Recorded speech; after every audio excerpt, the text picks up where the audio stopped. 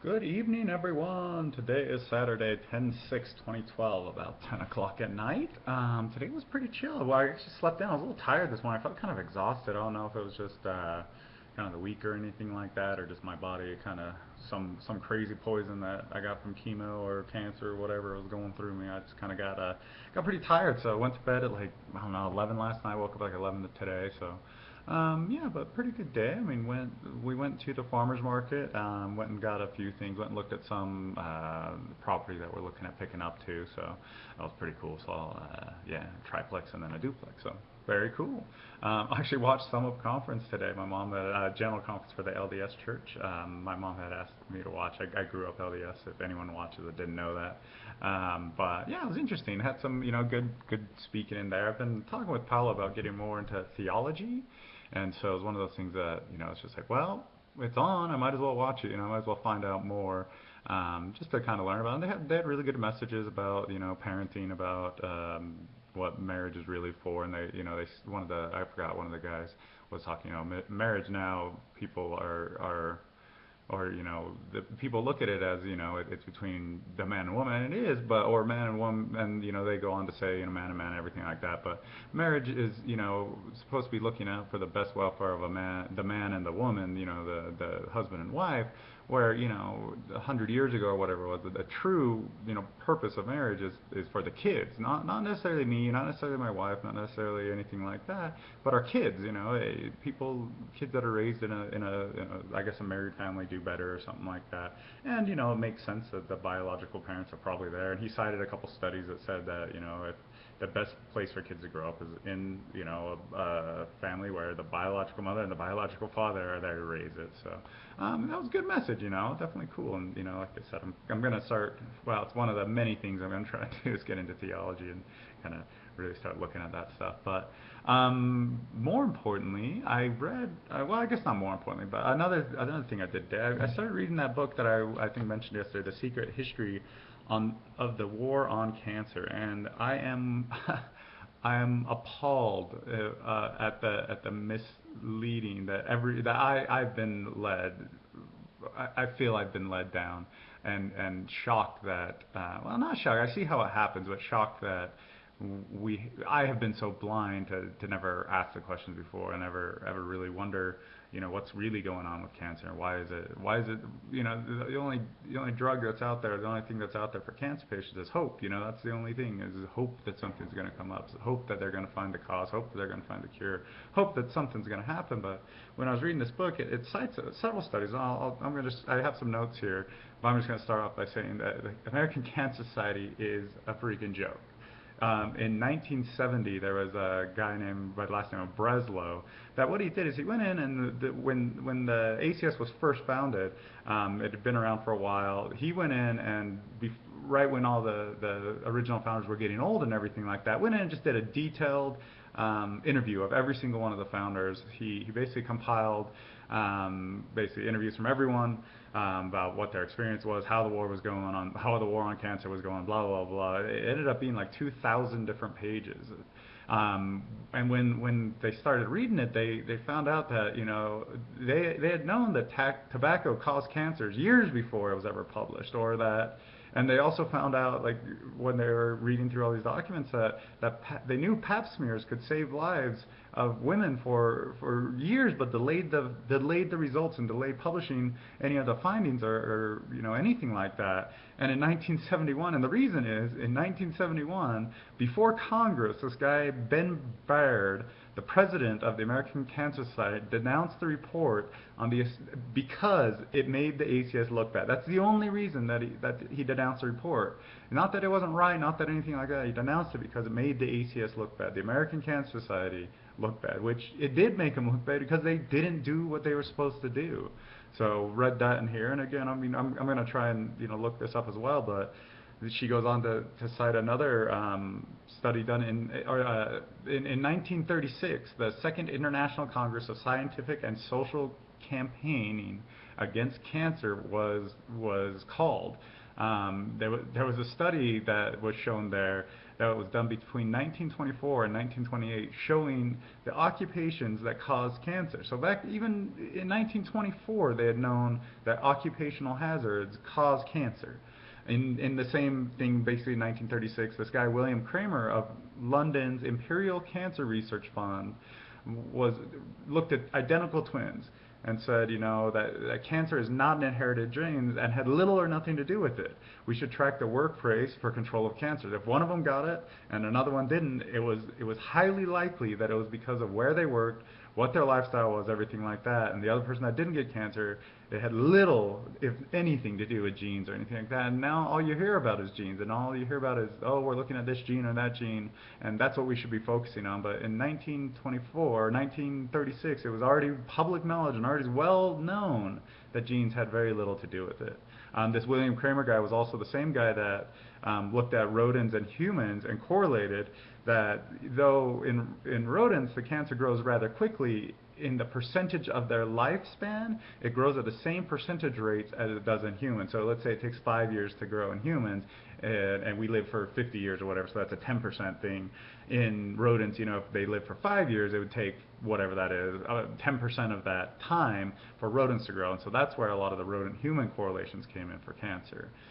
There's another guy, Angel Honorio Rofo, who was the director of the Institute of Experimental Medicine in Buenos Aires, Argentina, that had cited work done in 1910 by Andrew Clunett and work done in 1923 by Bruno Bloch that solar exposure and radiation cause cancer.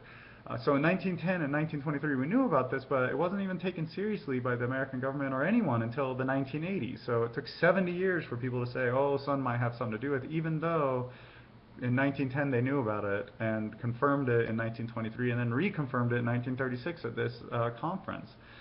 There's some other sightings of this J.W. Cook and Edmund L.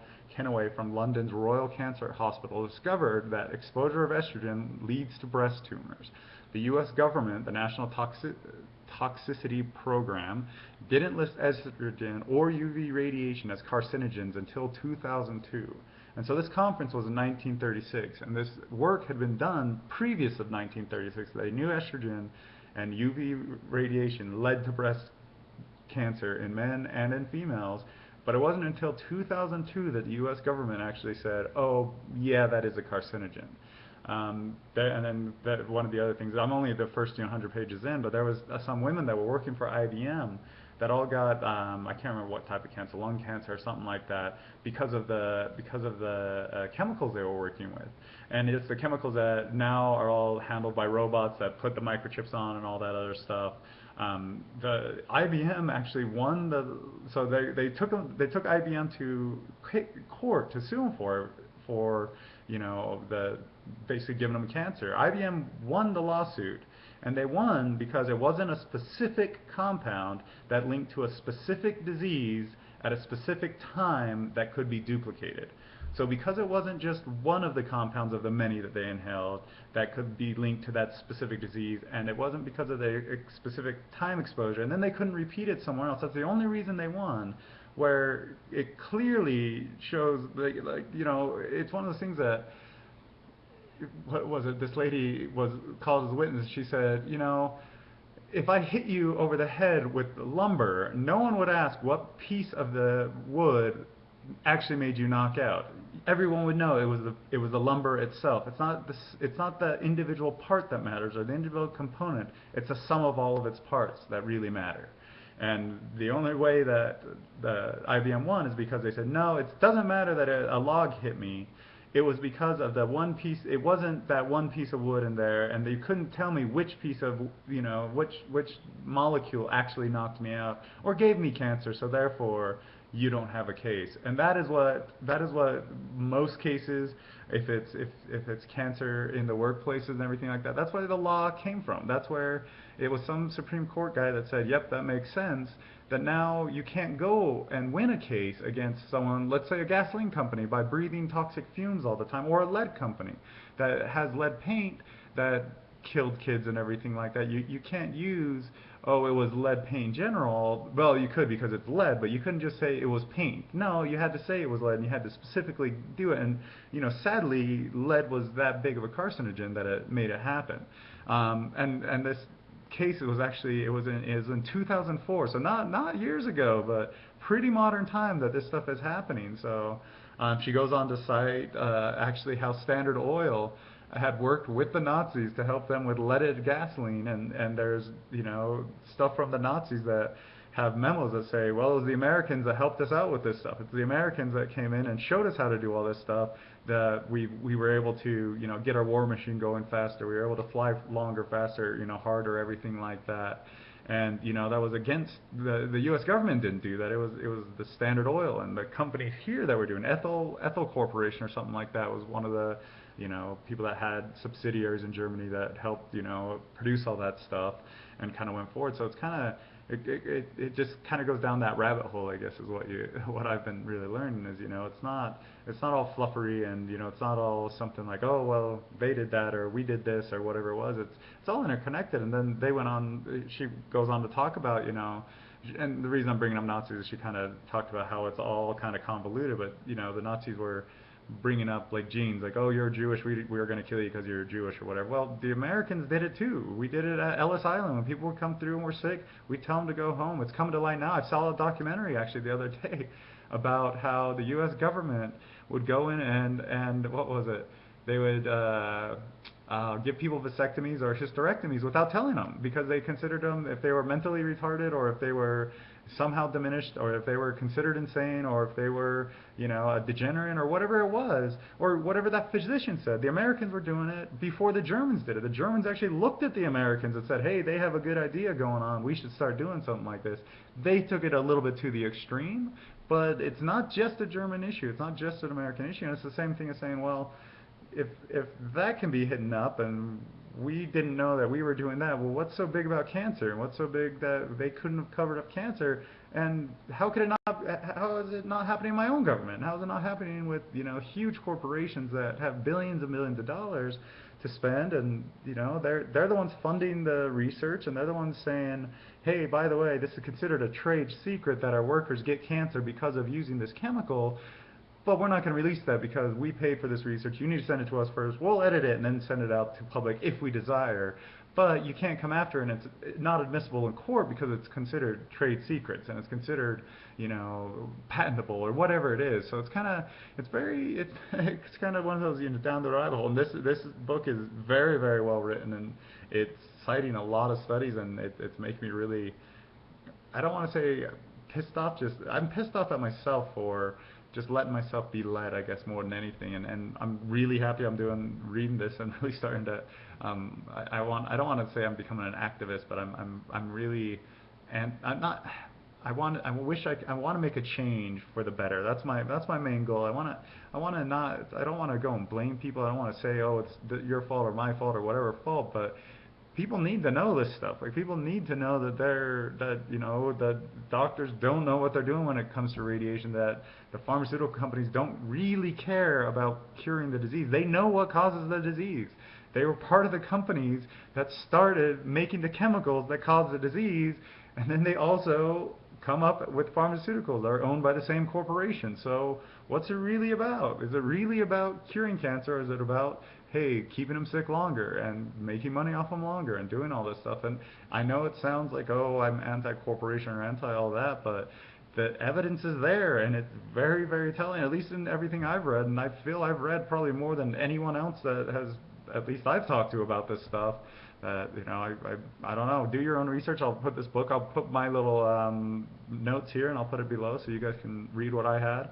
And then I'll put this book on there. But I think I'll be talking about this book until I finish it, and then kind of just go from there. So anyway, hope everyone had a good day, and take responsibility for yourself, and do your own research. Look up what's really going on. Don't just be ignorant to be ignorant.